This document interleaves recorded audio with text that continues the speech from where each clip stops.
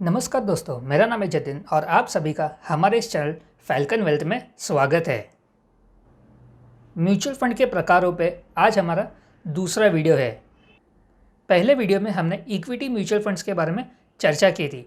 अगर आपने वो वीडियो अब तक नहीं देखा है तो इसकी लिंक मैंने डिस्क्रिप्शन में दे रखी है। आज के हमारे दूसरे वीडियो में हाइब्रिड फंड्स के बारे में चर्चा करेंगे। संक्षेप में हाइब्रिड फंड्स आपके पैसों को इक्विटी मार्केट और डेट मार्केट दोनों में लगाता है।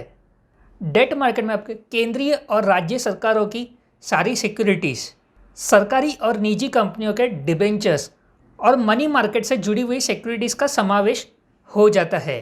यही नहीं, कुछ हाइब्रिड फंड्स आपको एफ.एन.ओ के द्वारा आर्बिट्राज की अपॉर्चुनिटीज़ भी देते हैं और कुछ हाइब्रिड फंड्स आपके पैसों को गोल्ड में भी लगाता है। सेबी के रूल्स के हिसाब से 6 प्रकार के हाइब्रिड फंड्स होते हैं। आइए हम एक एक करके इन हाइब्रिड फंड्स के ऊपर चर्चा करते हैं। सबसे पहला कंजर्वेटिव हाइब्रिड फंड। जैसे कि नाम से ही पता चल जाता है कि आपके पैसों को ये फंड कंजर्वेटिवली इन्वेस्ट करेगा।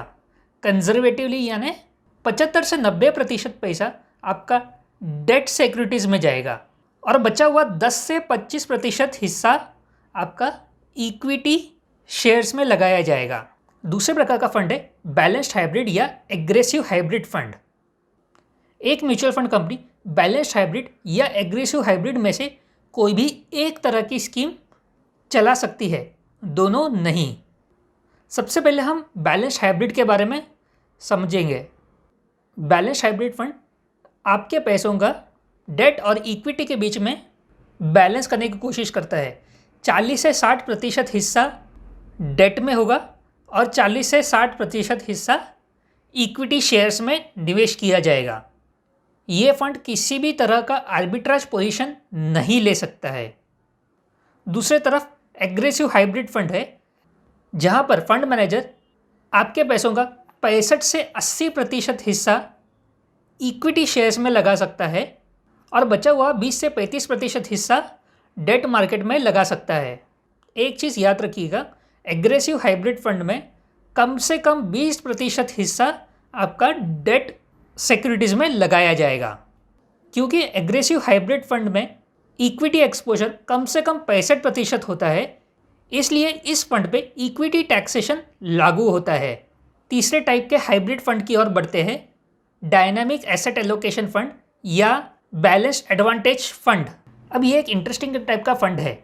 इस फंड में हर म्यूचुअल फंड कंपनी का अपना अपना प्रोप्राइटरी मॉडल होता है।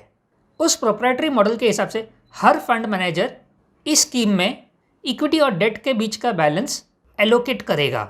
क्योंकि ये फंड का टैक्सेशन स्ट्रैटेजी इक्विटी होता है, तो ये फंड कम से कम 65% हिस्सा इक्विटी शेयर्स में निवेश करेगा।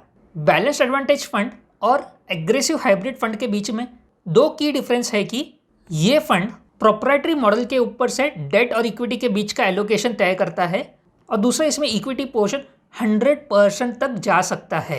एग्रेसिव हाइब्रिड फंड में कम से कम 20% डेट होना अनिवार्य है। चौथा प्रकार का फंड है multi asset allocation fund. Multi asset allocation fund यानी ऐसा फंड जो आपके पैसों का निवेश इक्विटी शेयर्स, डेट सिक्योरिटीज और गोल्ड तीनों में करेगा। हर एसेट क्लास, भले वो इक्विटी हो या डेट हो या गोल्ड हो, कम से कम इस फंड को 10% हिस्सा उस एसेट क्लास में लगाना होगा। मल्टी एसेट फंड्स आपके पैसों को भारत के बाहर के सिक्योरिटीज़ या गोल्ड में भी लगा सकता है, बट इसे कोई अलग एसेट क्लास नहीं माना जाएगा। अगर वो भारत के बाहर का गोल्ड है तो वो गोल्ड के अंदर ही आ जाएगा। अगर वो भारत के बाहर के शेयर्स है तो वो शेयर्स के एलोकेशन के अंडर ही आ जाएगा। पांचवा टाइप का हाइब्रिड फंड है आर्बिट्राज फंड। आर्बिट्राज फंड का एक सिंपल रूल है, आपके पैसों का 65% हिस्सा आर्बिट्राज रिलेटेड एक्टिविटीज़ में ही लगेगा। आखिरी प्रकार का हाइब्रिड फंड है equity savings fund.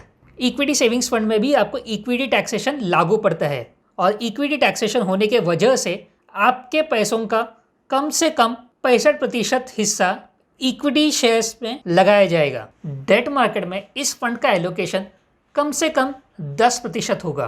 Equity savings fund में खास बात यह है कि फंड मैनेजर को स्कीम इंफॉर्मेशन डॉक्यूमेंट द्वारा पहले से ही ये बता देना होगा कि वो इक्विटी में कितना प्रतिशत हिस्सा हेज करने वाला है और कितना प्रतिशत हिस्सा हेज नहीं करने वाला है। तो दोस्तों ये थे 6 प्रकार के हाइब्रिड म्यूचुअल फंड्स।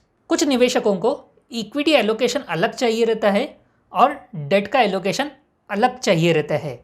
तो इसके लिए डेट म्यूचुअल फंड्स होते हैं। डेट म्यूचुअल फंड्स के सभी प्रकारों के ऊपर हम अलग से चर्चा करेंगे। अगर आपको ये वीडियो अच्छा लगा हो तो लाइक ज़रूर कीजिए, अपने दोस्तों के साथ इस वीडियो को शेयर कीजिए और चैनल सब्सक्राइब कीजिए। Thanks for watching.